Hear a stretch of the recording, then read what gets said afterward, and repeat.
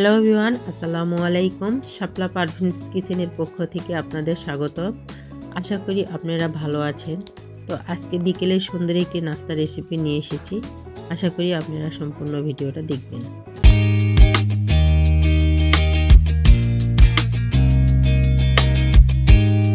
তো নাস্তাটা বানানোর জন্য প্রথমে চুলার উপর একটা প্যান আমি বসিয়ে দিয়েছি, আর এখানে দিয়ে দিব এই কাপের, আপনারা 1 কাপের বেশি পরিমাণ দিলেও সমস্যা না। এখানে আমি 1.5 কাপ পরিমাণ দুধ দিয়েছি। এই কাপটা তো সবার বাড়িতেই কম বেশি থাকে। আর এখানে দিয়ে দিলাম 1 চা চামচ গুঁড়া দুধ। ফ্রিজে রাখা দুধটা দিবেন না, যদি থাকে বাহিরে অনেকটা সময় একটু রেখে দিবেন, তারপরে দিবেন। দিয়ে এভাবে সুন্দর করে আমি নাড়তে থাকবো। আর জালটা দিবেন আপনারা একটু ধীরে, জোরে দেওয়ার দরকার নাই। দুধটা যখন বলকটা অনেকটা হয়ে আসবে, এখানে আমি দিয়ে দিব 1 চা চামচের একটু কম পরিমাণ সুজিটা দেওয়ার কারণে নাস্তাটা অনেকটাই ভালো লাগে।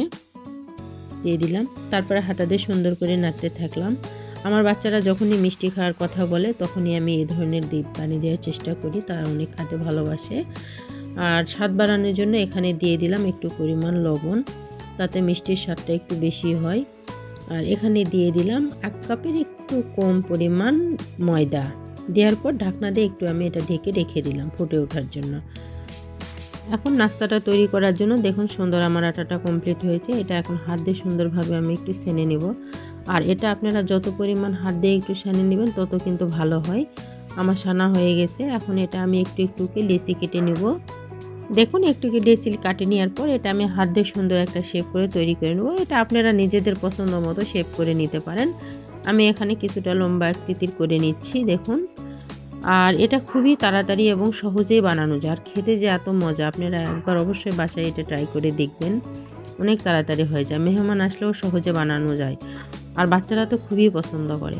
এই দেখুন এরকম সুন্দর একটু করে আমি একটাকে শেপ দিয়ে তৈরি করে নিলাম। এভাবে আমি কয়েকটা এখন তৈরি করে নিব।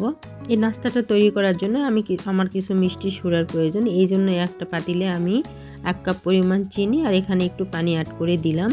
দিয়ে হালকা আছে এটা সুন্দর করে একটা আপনার মিষ্টি সুরা তৈরি করে নেব। আর এখানে দিয়ে দিলাম একটা সাদা ফল আর বিচিগুলান এখানে আমি দিয়ে দিলাম। বেশি দেওয়ার প্রয়োজন নাই, কারণ এটা আপনারা ভাজে গুঁড়া করেও দিতে পারেন। আমি গোটাটাই দিয়ে দিলাম। দেখুন সুন্দরভাবে আমার মিষ্টিটা হয়ে যাচ্ছে, সুরাটা তৈরি। আমার মিষ্টিটা সুরা তৈরি হয়ে গেলে এটা আমি এখন ঢেকে রেখে দেব।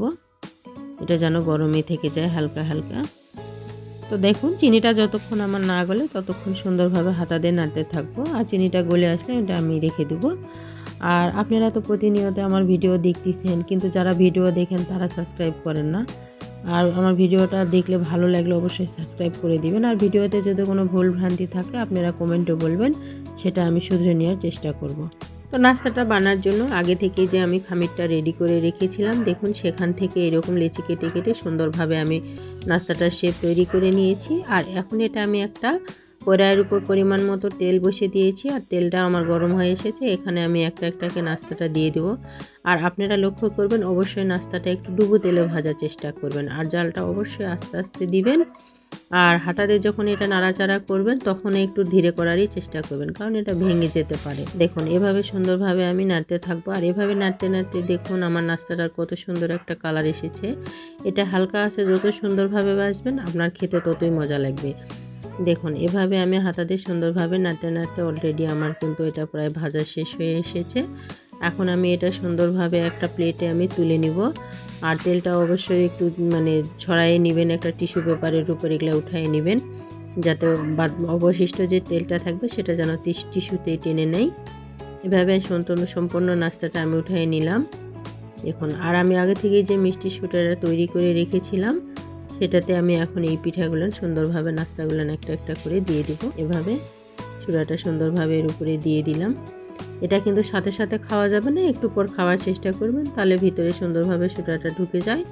আর নাস্তাটা অবশ্যই নরমও হয় আর তুলতুলে হয়, খেতে বেশ ভালো লাগে। আর এভাবে নাস্তাটা বানা আপনাদের কেমন লেগেছে অবশ্যই কমেন্টে বলবেন। আর যদি ভালো লেগে থাকে আমার চ্যানেলটা সাবস্ক্রাইব করতে ভুলবেন না। ভালো থাকবেন, আল্লাহ হাফেজ।